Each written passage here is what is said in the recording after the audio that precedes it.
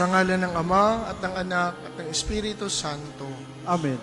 Ang pagpapala ng ating Panginoong Hesukristo, ang pag-ibig ng Diyos Ama at ang pakikipagkaisa ng Espiritu Santo naway sumainyong lahat. At sumain niyo rin. Ihanda natin ang ating mga sarili ngayon, kaya mang tayo nakikiisa sa banal na pagdiriwang. Pagsisihan natin ang ating mga kasalanan.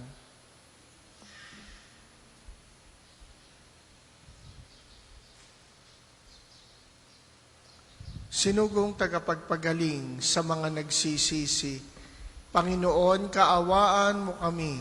Panginoon, kaawaan mo kami. Dumating na tagapag-anyayang mga makasalanay magsisi, Kristo, kaawaan mo kami. Kristo, kaawaan mo kami.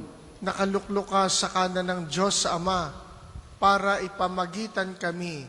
Panginoon, kaawaan mo kami. Panginoon, kaawaan mo kami. Kaawaan tayo ng makapangyarihang Diyos.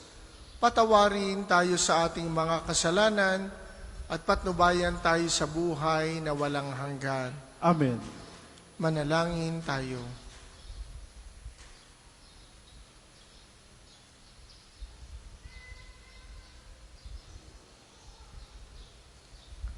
Ama naming makapangyarihan, pakundangan sa pagpapakumbaba ng anak mo masunurin. Ibakod mo sa pagkadapa ang sangkatauhang masuwayin.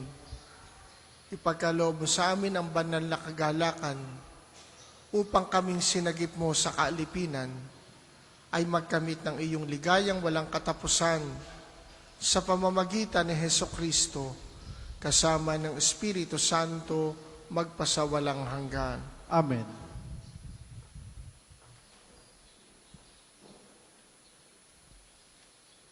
Pagbasa mula sa aklat ng Henesis. Noong mga araw na iyon, gumising ng gabi ring iyon si Jacob at itinawid sa ilog Habok ang dalawa niyang asawa, 11 anak at 2 aliping babae. Pagkatapos, itinawid ang lahat niyang ari-arian at mag-isang nagbalik sa kabila. Doon, nakipagbuno sa kanya ang isang lalaki hanggang magbubukang liwayway. Nang maramdaman ng lalaki na hindi niya magagapi si Jacob, pinalo niya ito sa balakang at ito'y nalinsad. Sinabi ng lalaki, "Bitiwan mo na ako at magbubukang liwayway na. Hindi kita bibitawan hanggat hindi mo ako binibindisyonan," wika ni Jacob. Tinanong ng lalaki kung sino siya at sinabi niyang siya'y si Jacob. Sinabi sa kanila ng lalaki, "Mula ngayon Israel na ang itatawag sa iyo, hindi na Jacob, sapagkat nakipaglaban ka sa Diyos at sa mga tao at ikaw ay nagtagumpay." "Ano pong pangalan ninyo?" tanong ni Jacob. "Bakit gusto mo pang malaman?" Sagot naman ng lalaki at binasbasa niya si Jacob. Sinabi ni Jacob, "Nakita ko ng mukhaan ang Diyos, gayon may buhay pa rin ako." At tinawag niyang Peniel ang lugar na iyon. Sikat na ang araw nang umalis siya roon at pipilay-pilay na lumakad. Iyon ang dahilan kung bakit hanggang ngayon hindi kinakain ng mga Israelita ang litid ng pigi ng hayop, sapagkat iyon ang bahaging napilay kay Jacob. Ang salita ng Diyos. Salamat sa Diyos. Ang tugon po sa salmo, "Yamang ako ay matuwid, ang mukha mo'y mamamasid." Yamang ako ay matuwid, ang mukha mo'y mamamasid. Dinggin mo, Panginoon, ang tapat kong panawagan. Poon ako ay dinggin mo, sa daig ko na tulungan. Pagkat ako'y taong tapat, di nandaya kailanman, kaya ako'y sumasamong, dalangin ko ay pakinggan. Yamang ako ay matuwid, ang mukha mo'y mamamasid. Hahatol ka sa panig ko, sa pasiya mong ibibigay, pagkat iyong natatanto ang tunay na katwiran. Ang tibukin ng puso ko ay lubos mong nababatid. Sa piling ko, naroong kahit gabi nagmamasid. Ako iyong sinisiyasat, nasumpangan mong matuwid. Yamang Tapat ako, ako kung mangusap, ang layunin ay malinis. yamang ako ay matuwid, ang mukha mo'y mamamasid. Ang daing ko, Panginoon, ay lagi mong dinirinig. Kaya ako'y dumudulog at sa iyo humihibik. Sa amin ay ipadama yung banal mong pag-ibig. Sa piling mo'y ligtas mo, sa kamay mong malulupit. Yamang ako'y matuwid, ang mukha mo'y mamamasid. Kung paanong sa mata mo'y lubos ang iyong pag-iingat, gayon ako ingatan mo sa ilalim ng iyong pakpak. Yamang ako ay matuwid, ang mukha mo'y mamamalas. Kapag ako ay nagising, sa piling mo'y magagalak. Yamang ako'y matuwid, ang mukha mo'y mamamasid. Magsitayo po ang lahat.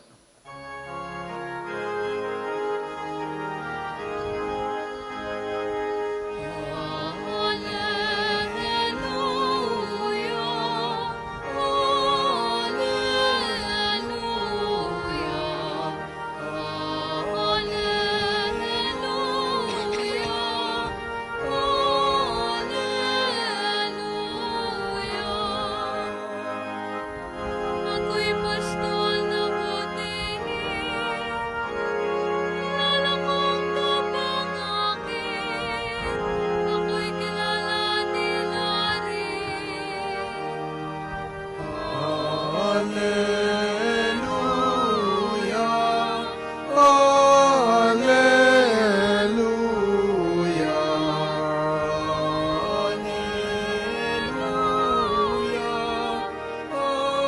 Hallelujah.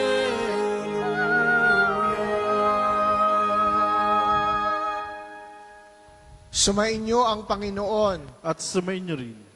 Ang mabuting balita ng Panginoon ayon kay San Mateo. Papuri sa iyo, Panginoon. Dinala kay Jesus ang isang piping inaalihan ng demonyo. Pinalayas ni Jesus ang demonyo at nakapagsalita ang pipi.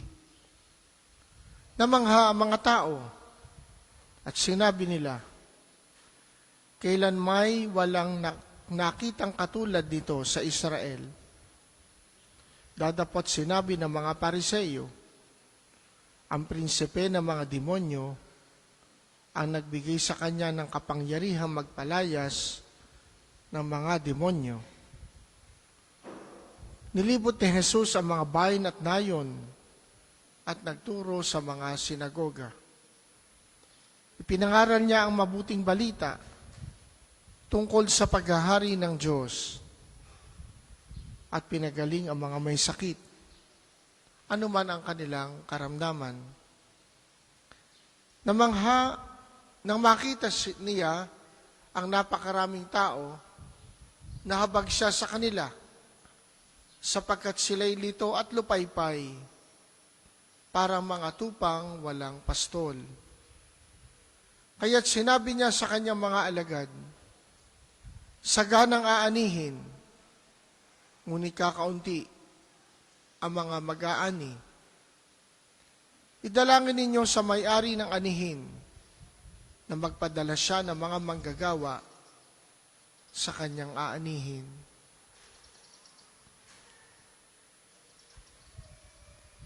Ang mabuting balita ng Panginoon. Pinupuri ka namin, Panginoong Hesukristo.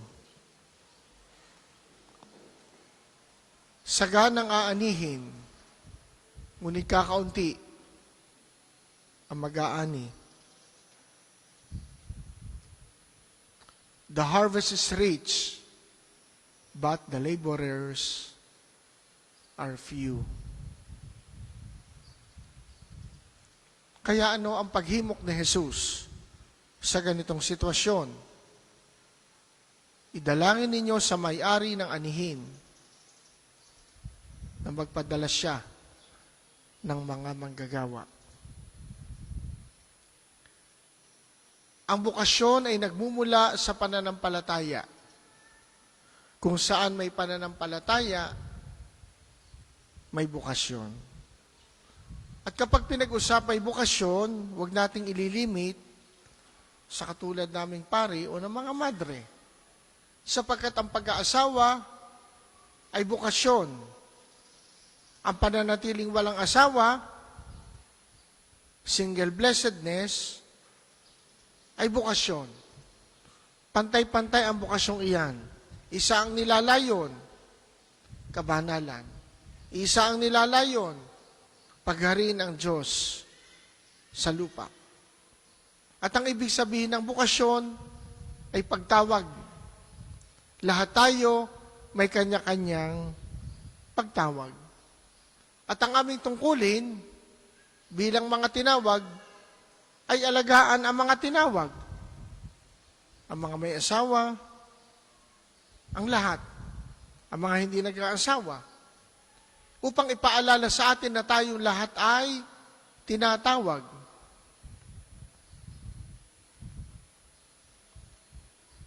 Kanina ako naka-receive ng message.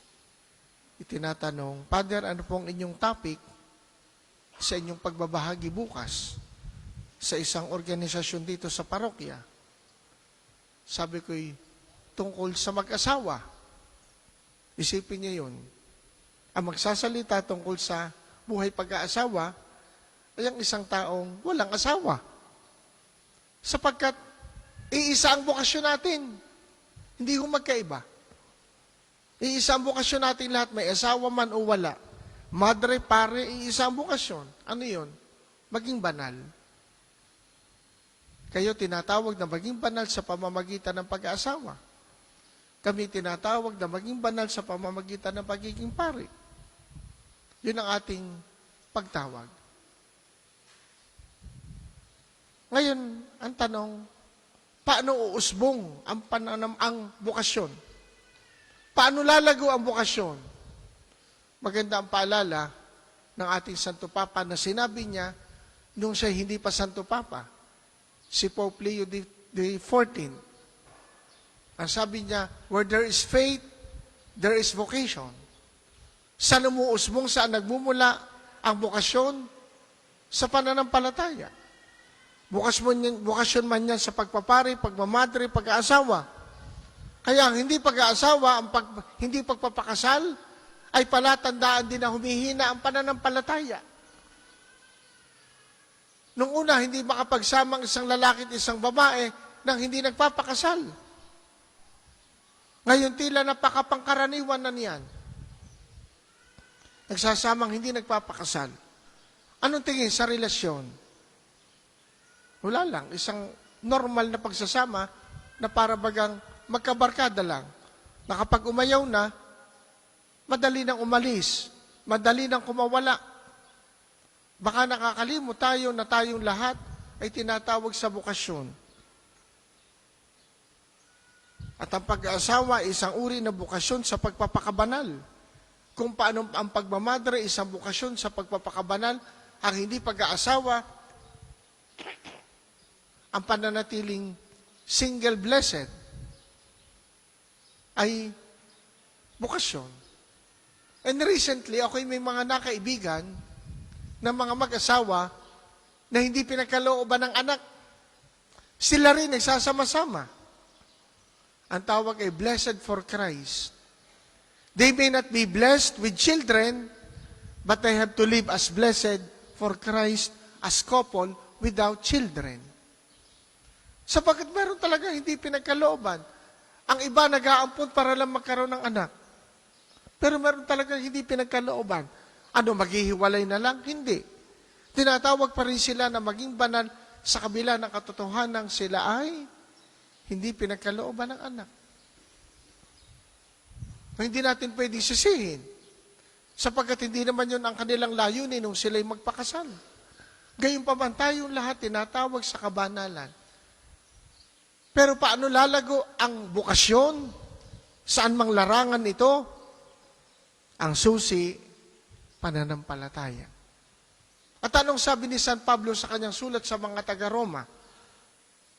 Sa 10 kabanata, 17 talata, ang pananampalataya ay nagmumula sa pakikinig.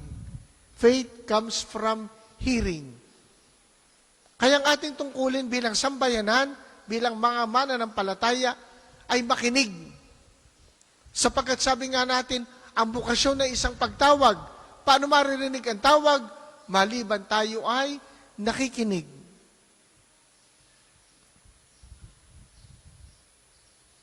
At yun ang ating pangunahing tungkulin bilang sambayanan. We should be a faith community. Sambayan ng nakikinig. Kaya tayo nananampalataya because in the first place, we are a community that listens. Sambayan ng nakikinig. And when do we listen? When we pray. Kailan tayo dapat nakikinig? Kapag tayo nananalangin. At yun sana ang ating pagsikapan. We pray by listening. Not only we pray when we talk, when we read our prayer booklets. Tayo nananalangin kapag tayo ay nakikinig. At ang panalangin ay isang matinding uri ng pakikinig. At sabi nga, ang ating mundo ay naging mundo kung saan lahat gustong magsalita. Sapagkat gusto natin tayo naririnig. Iba-ibang sektor ng lipunan gusto magsalita because we want to be heard. But the problem is, who wants to listen? Sino gustong makinig? Ang mga anak ba nakikinig pa sa magulang? Ang mga magulang ba nakikinig sa anak? Ang mga mag-asawahan ba nakikinig sa isa't isa? Kami bang pare nakikinig sa inyo? Kami ba'y nakikinig sa Diyos? Tayo ba'y nakikinig? Itong isa nating hilingin, mga kapatid. We are living not only in a busy world, we are also living in a very noisy world. Hindi lang abala ang mundo, kundi maingay ang mundo. Kaya when we go to a place where there is silence, where there is serenity, sigurong iba sa inyo nakapamasyal na sa isang retreat house, gayang tulad dito, walang kasinong tao. Anong sinasabi natin? Nakapunta tayo sa isang beach na walang kasinong tao. Anong sinasabi natin? Ang sarap naman dito, katahimik. Huwag po natin iisipin that what we all want is noisiness. Noise, hindi po. Huwag natin iisipin that we all want is to be busy. Sa kaibuturan ng ating puso, naghahanap tayo ng katahimikan. Kaya maraming napunta dito. Yun nga lamang, dahil maraming napunta, ay dinadami na, ingay din. Kaya laging paalala, panatilihin ang katahimikan sa loob ng simbahan. Uulitin ko, sa kaibuturan ng ating puso, naghahanap tayo ng katahimikan. At doon uusbong ang pananampalataya. Sa katahimikan, bakit? Dahil may pakikinig.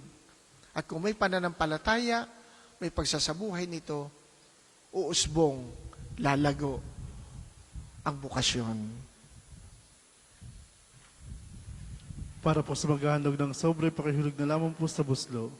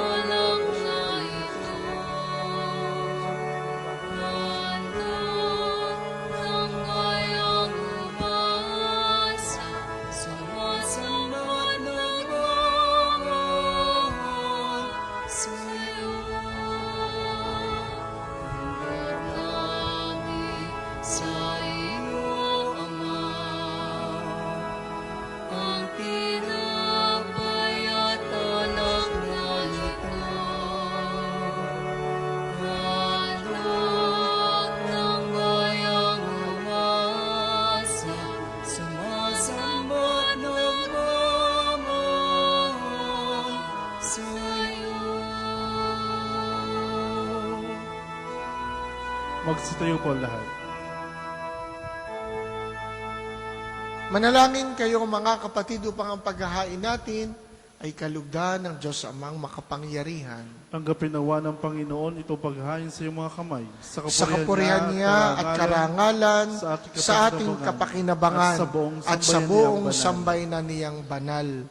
Ama naming lumikha, ang paghahain namin sa iyong ngalan ay siya nawang sa aming dumalisay, upang ito ay maging pagganap araw-araw ng aming paglipat sa buhay sa kalangitan sa pamamagitan ni Hesukristo, kasama ng Espiritu Santo, magpasawalang hanggan. Amen. Sumainyo ang Panginoon. At sumayin rin, Itaas sa Diyos ang inyong puso at diwa. tinasa namin sa Panginoon. Pasalamatan natin ang Panginoong ating Diyos. Marapat na siya'y pasalamatan. Ama naming makapangyarihan, tunay ngang marapat na ikaw ay aming pasalamatan. Ikinalugod mong likhain ang sanlibutan na iyong pinagbabago at idinarangal sa pamamagitan ng iyong anak na kinalulugdan. Kaya't utang na loob ng iyong mga itinatangi at ng mga banal na kapiling mong lagi ang iyong paggiliw at pagkakandili. Kaya kaisa ng mga anghel na nagsisiawit ng papuri sa iyo, nang walang humpay sa kalangitan, kami nagbubunyi sa iyong kadakilaan.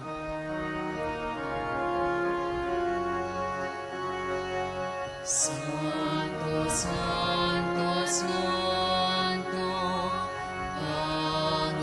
Panginoong Diyos, ang pupuno ng langit at lupa ng kadakilaan mo.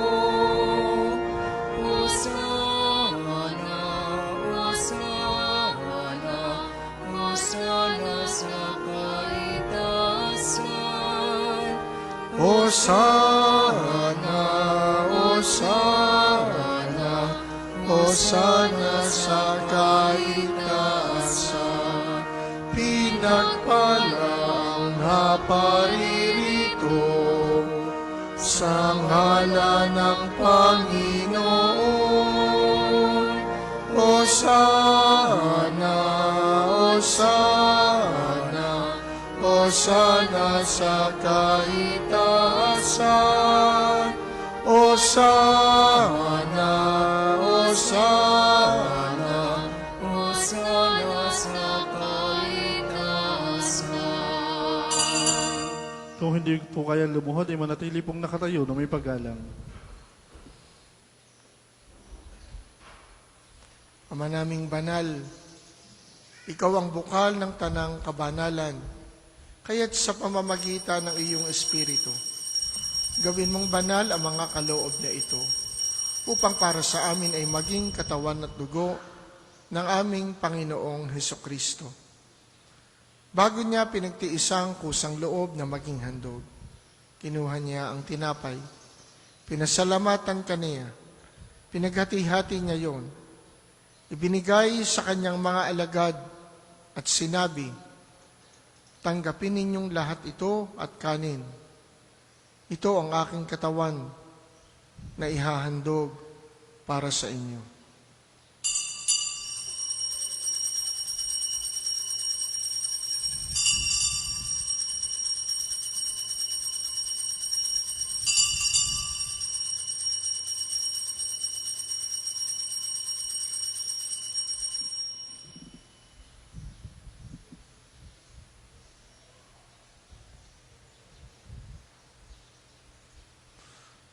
Gayun din naman, nung matapos ang hapunan, kinuha niya ang kalis, muli kanyang pinasalamatan, binigay niya ang kalis sa kanyang mga alagad at sinabi, tanggapin ninyong lahat ito at inumin. Ito ang kalis ng aking dugo, ng bago at walang hanggang tipan, ang aking dugo na ibubuhos para sa inyo at para sa lahat, sa ikapagpapatawad ng mga kasalanan. Gawin ninyo ito sa pag-alala sa akin.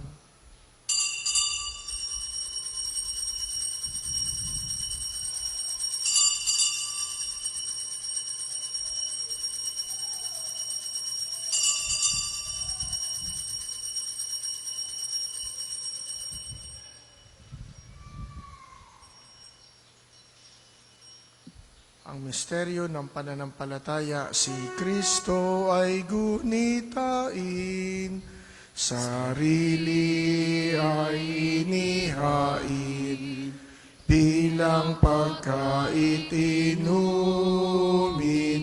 pinagsasaluhan natin, hanggang sa siya'y dumating, hanggang sa siya'y dumating.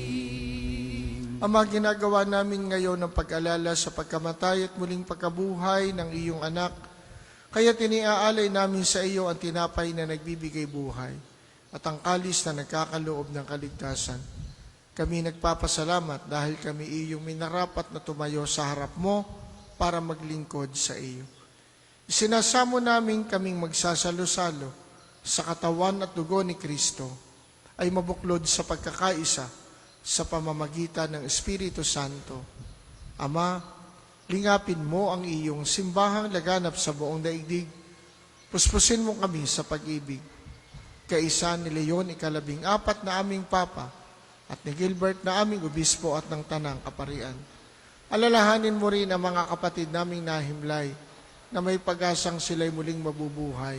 Gayon din ang lahat ng mga pumanaw. Kawaan mo sila at patuloyin sa iyong kaliwanagan. Kawaan mo at pagindapatin kaming lahat na makasalo sa iyong buhay na walang wakas. Kaisa ng mahal na Birheng Maria na ina ng Diyos, ni San Jose na kanyang esposo, kaisa ng mga apostol, ni Santo Padre Pio at ng lahat ng mga banal na namuhay dito sa daigdig ng kalugod-lugod sa iyo. May pagdiwang nawa namin ang pagpupuri sa ikararangal mo sa pamamagitan ng iyong anak na aming Panginoong Hesukristo. Sa pamamagitan ni Kristo, kasama niya at sa Kanya, ang lahat ng parangal at papuri ay sa iyo. Diyos amang makapangyarihan, kasama ng Espiritu Santo, magpasawalang hanggan. Amen.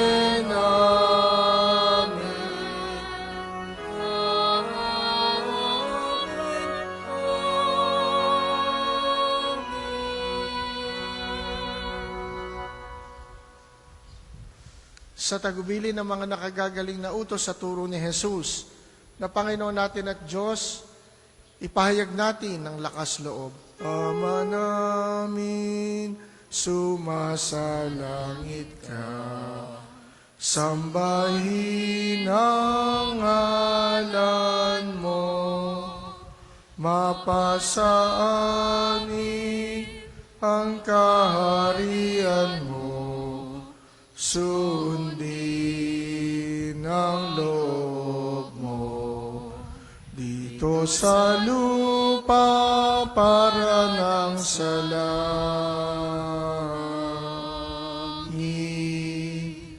Bigyan mo kami ngayon ng aming kakanin sa araw-araw at patawarin mo kami sa aming mga sala para ng pagpapatawad namin sa nagkakasala sa amin.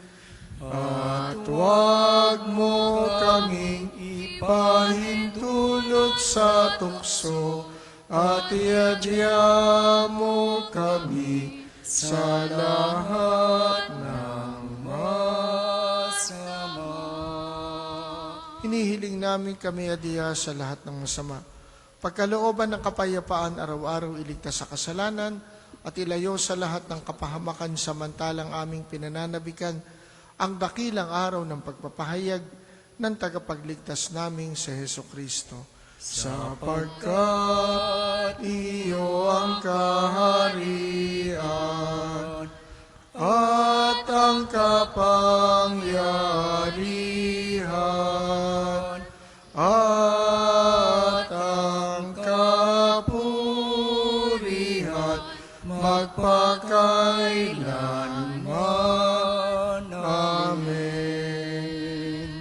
Panginoong Hesukristo, sinabi mo sa iyong mga apostol, kapayapaan ang iniiwan ko sa inyo. Ang aking kapayapaan ang ibinibigay ko sa inyo. Tunghayan mo ang aming pananampalataya at huwag ang aming mga pagkakasala.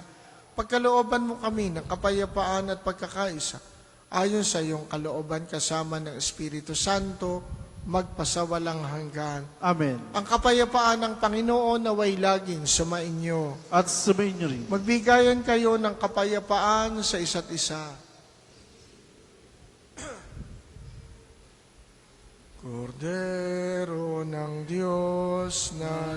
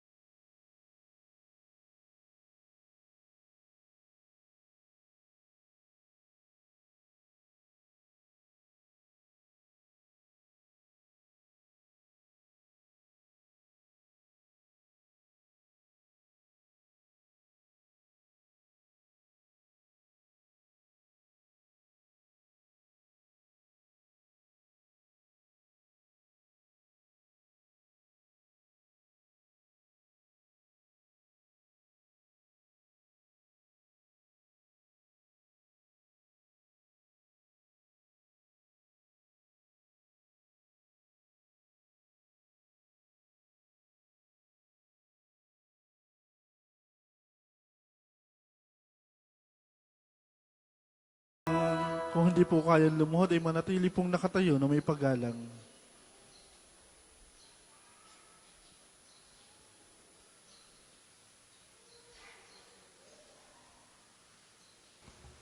ito si Jesus, ang kordero ng Diyos, na nag-aalis ng mga kasalanan ng sanlibutan.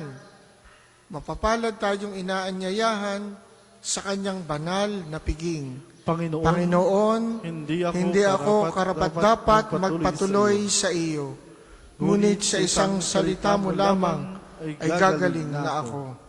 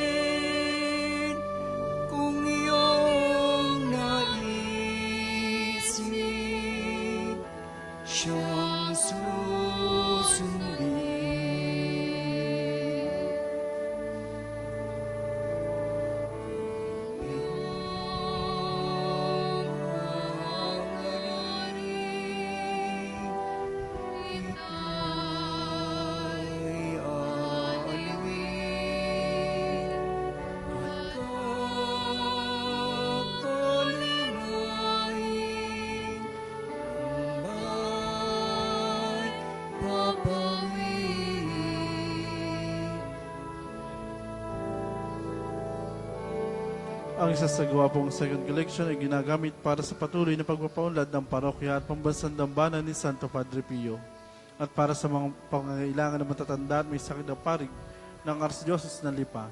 Salamat po sa inyong handog.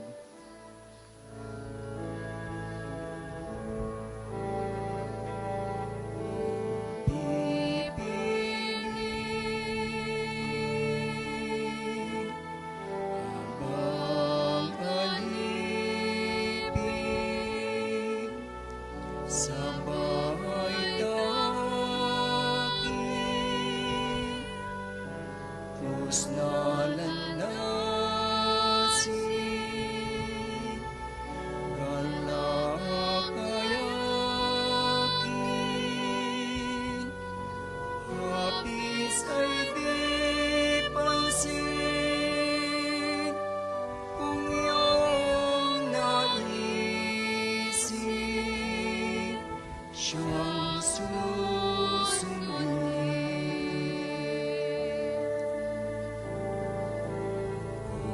Pipili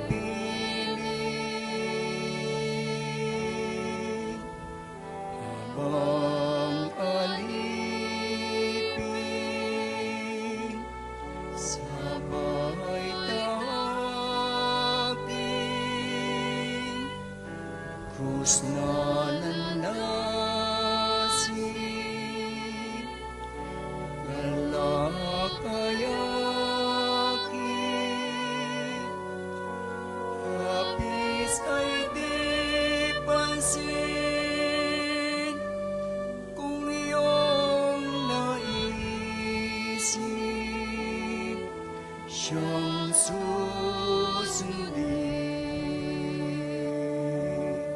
Magsitayo po ang lahat. Manalangin tayo. Ama naming mapagmahal, kaming iyong pinapakinabang, ay loobin mong laging lumingon sa pinanggalingan nang tinanggap namin ngayon para pagsaluhan sa pamamagitan ng Hesukristo, kasama ng Espiritu Santo, magpasawalang hanggan. Amen.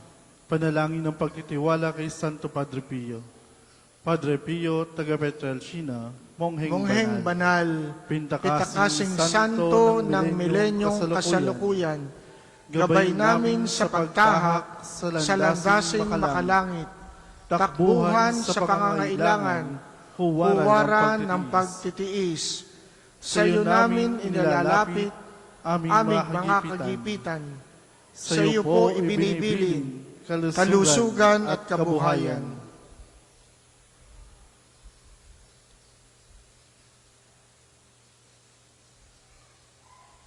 Di man karapat-dapat, Kami po ay pagbigyan, bendisyonan at basbasan, maging ganap sa buhay. Lumayo nawa kami, umiwas sa kasalanan, lumapit lagi sa Diyos, maging matatag at matibay, sa mabuting balita ng pagliligtas, turuan mo kami nawa, sa tuwina ay makinig, magnilay at sumampalataya, amin pong pakiusap itong mga kahilingan. Puso ay nagsisisi, nagtitikang taimtiman, di na muling magkasala, sunod lagi sa Diyos Amang, kaisa ng Espiritu, at ni Jesus na tagapamagitan. Amen. Panalangin para sa pagkakamit ng indulensya plenarya ngayong taon ng Hubileo. Sumasampalataya ako sa Diyos Amang makapangyarihan sa lahat, na may gawa ng langit at lupa. Sumasampalataya ako kay Hesukristo, iisang anak ng Diyos, Panginoon nating lahat. Nagkatawang tao siya lalang ng Espiritu Santo. Ipinanganak ni Santa Maria Birhen, pinagpakasakit ni Poncio Pilato, ipinako sa krus, namatay, inilibing, nanaog sa kinaroroonan ng mga yumao, na may katlong araw nabuhay na maguli, umakyat sa langit, naluluklok sa kanan ng Diyos Amang makapangyarihan sa lahat. Doon nagmumulang paririto at huhukom sa nabubuhay at namatay na tao. Sumasampalataya naman ako sa Diyos Espiritu Santo, sa banal na simbahang katolika, sa kasamahan ng mga banal, sa kapatawaran ng mga kasalanan, sa pagkabuhay na muli na namatay na tao, at sa buhay na walang hanggan. Amen. Ama namin, sumasalangit ka, sambahin ang ngalan mo, Mapasa amin ang kaharian mo, sundin ang loob mo dito sa lupa para ng sa langit. Bigyan mo kami ngayon ng aming kakanin sa araw-araw at patawarin mo kami sa aming mga sala para ng pagpapatawad namin sa nagkakasala sa amin. At huwag mo kaming ipahintulot sa tukso at iadya mo kami sa lahat ng masama. Amen. Aba, Ginoong Maria, napupuno ka ng grasya. Ang Panginoong Diyos ay sumasa iyo. Bukod kang pinagpala sa babaeng lahat, at pinagpala naman ang iyong anak na si Jesus. Santa Maria, Ina ng Diyos, panalangin mo kaming makasalanan, ngayon at kung kami mamamatay. Amen. Papuri sa Ama, sa Anak, at sa Espiritu Santo. Kapara nung sa una, ngayon at magpakailanman, magpas sa walang hanggan. Amen. Magsipo muna po ang lahat para sa ilang patalastas. Una, sa inyong pagdalaw sa pambansang dambana, mangyaring pakaingatan ng inyong mga personal na gamit. Hangad namin ng isang matiwasay at maayos sa pagbisita sa National Shrine. Ikalawa, nais po namin pagbigay alam sa inyo na ang Padre Pio Healing Bundle ay available sa ating mga tindahan. Ang langis na kasama nito ay may halo ng langis na mula sa puno ng olibo na binasbasan ni Padre Pio nung siya'y nabubuhay pa. Naway maginda ng ating healing bundle sa pagkakamit ng kagalingang mula sa Diyos. Ikatlo, Rome Pilgrimage. Kinagagalak po namin paalam sa inyo na may ilan pang bakanting slot para sa ating pilgrimage sa Roma mula October 3 to 17, 2025. Espesyal po ng pagkakataong ito dahil dadalaw at magdadasal tayo sa puntod ng yumaong si Papa Francisco. Makapapasok tayo sa Jubilee Doors ng mga major basilica sa Roma at iba pang mga simbahan. Makabibisita tayo sa Assisi, ang bayan ni San Francisco at ni Santa Clara. Makapupunta tayo sa San Giovanni Rotondo at Pietrelcina upang dalawin si Padre Pio. At posible natin makatagpo ang bagong Santo Papa Leon.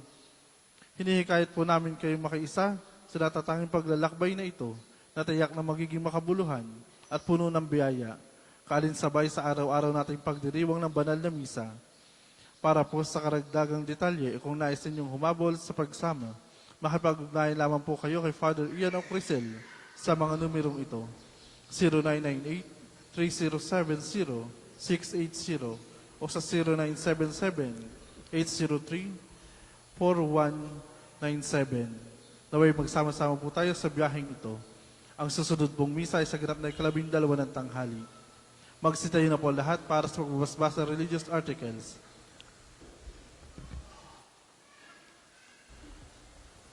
Manalangin tayo sa Diyos Amang makapangyarihan upang tayo maging kawangis ni Kristo sa taimtim na pagdalangin sa tulong ng mga larawan at mga dasalan.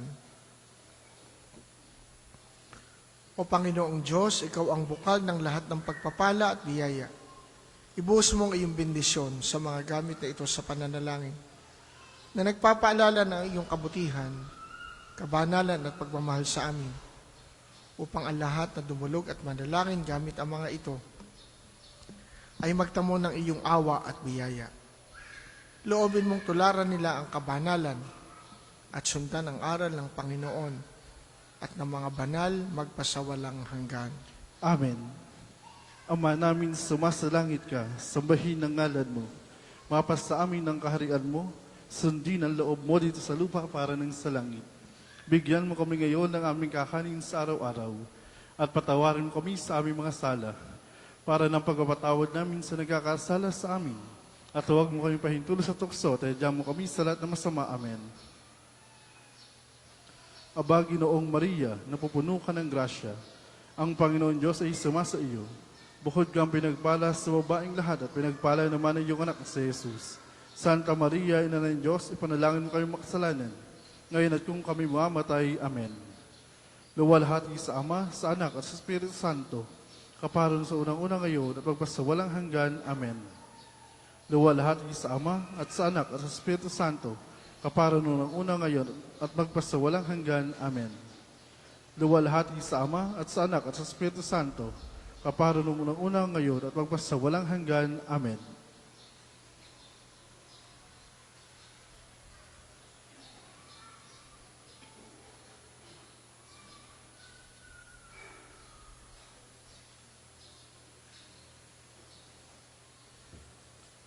Mag-ingat po kayo sa inyong pag-uwi.